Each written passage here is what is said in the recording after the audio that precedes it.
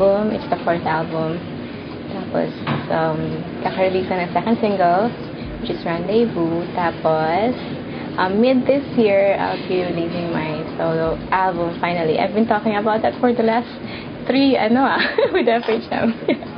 So finally, it will be released mid this year.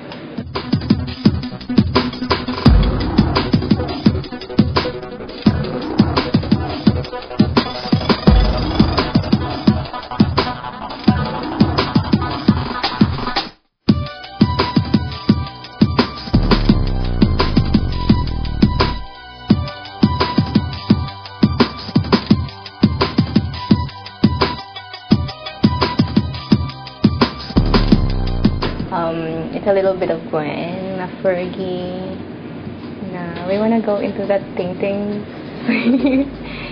may parang new wave. Basta it's pop. Generally, it's pop.